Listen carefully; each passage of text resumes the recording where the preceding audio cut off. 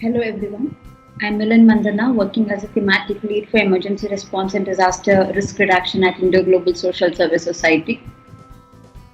It's indeed a great pleasure to share my experience working in the development sector for the past 16 years. To start with, I'm a proud alumni of School of Social Work, Roshni Nilaya. I'm grateful to my college for whatever that I am today, and the little that I could contribute in the nation building process, I owe it to my college.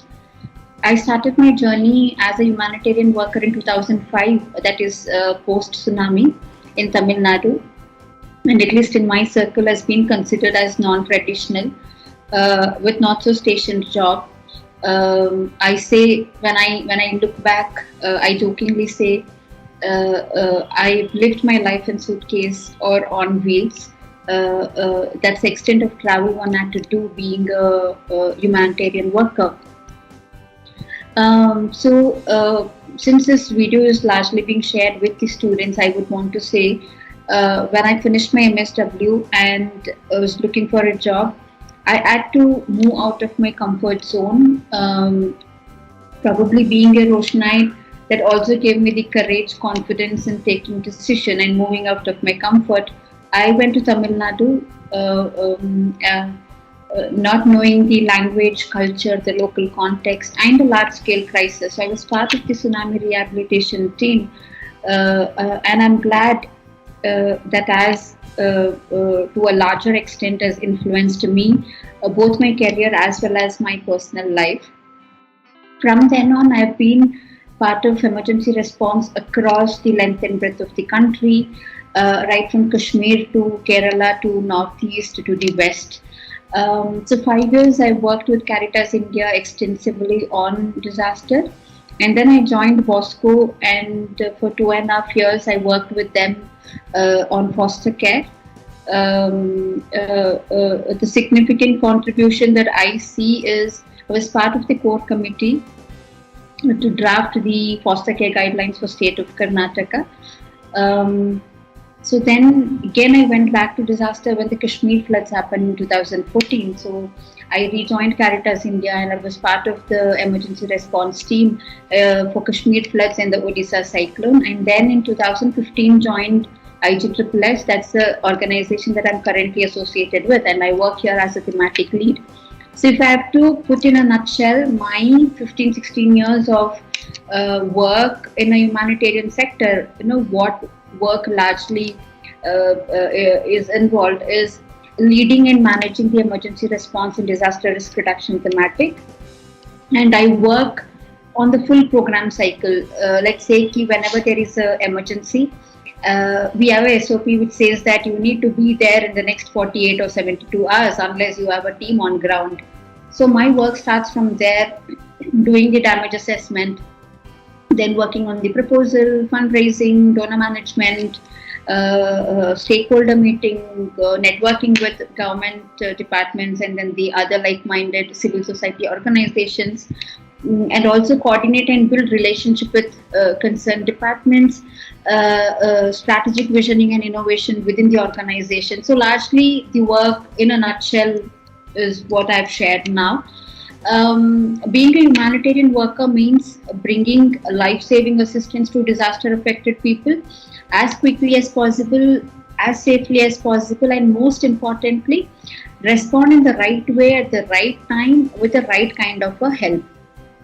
As a humanitarian worker, there's always a pride and honor. It's almost like 17 years, and I can say that I still have the same energy that I had when I started my career way back in 2005. So when I say this is something which I love, passion I have towards my work, but it also comes with a lot of burnout and risk. Life of a humanitarian worker looks great from outside. There are a lot of people who do romanticize this work because you get to travel across to offbeat places to meet different people, culture. But the burnout are very high. You get isolated when you are deployed in unfamiliar places. You are for months together away from your family and friends.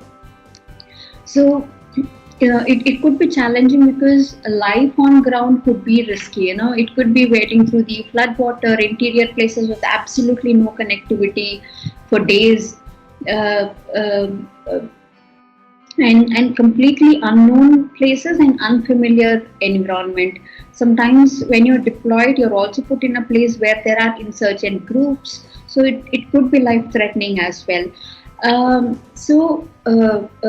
It instances like this and at times is tiresome and takes toll on your physical and mental health, but it all seems worth when you see the smile on the face of the people at the last mile.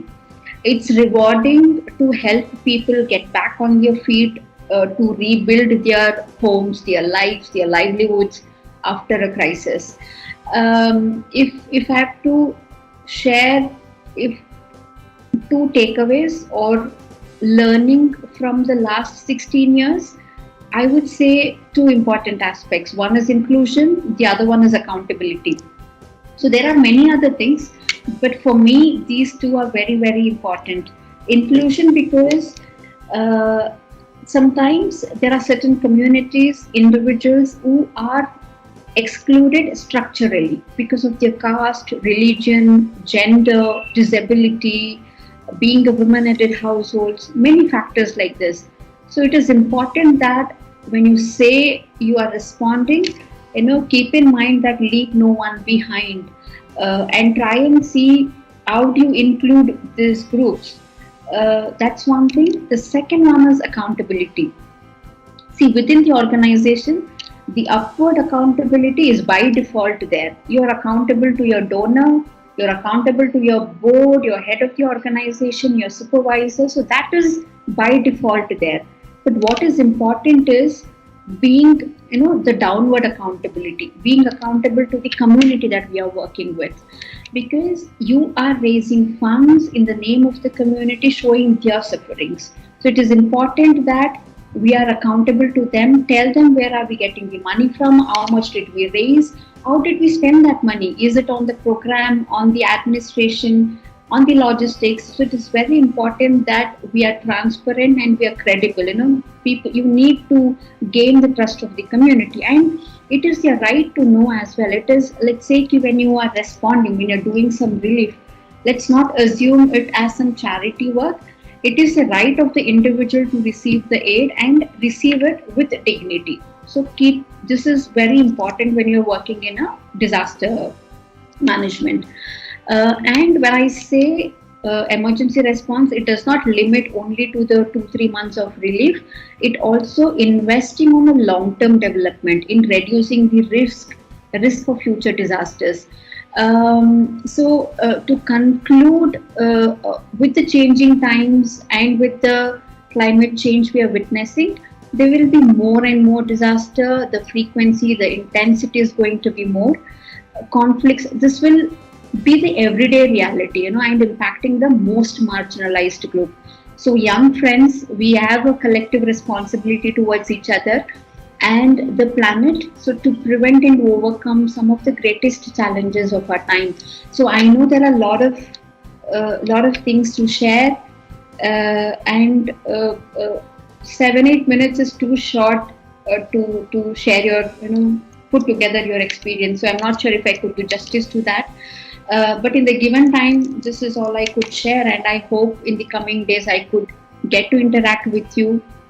So for now, to conclude, thank you for giving me the opportunity to share my experience, and I've enjoyed it. And thank you and best wishes.